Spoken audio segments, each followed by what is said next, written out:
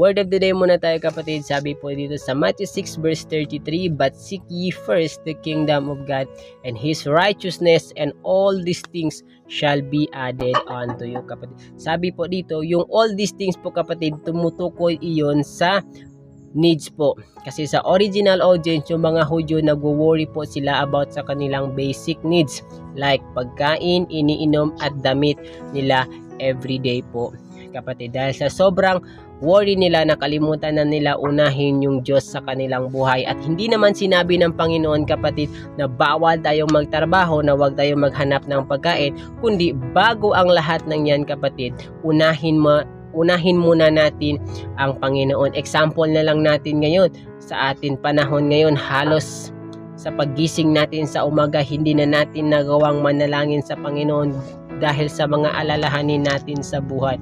Pinaprovide nga ng Panginoon yung mga ibon na kahit hindi sila nagtatrabaho at pinapakain sila ng Diyos Ama. How much more po tayo yung special na ginawa ng Panginoon kapatid. God will going to provide our needs kapatid. Let's trust Him. So seek Him first before everything. God bless po.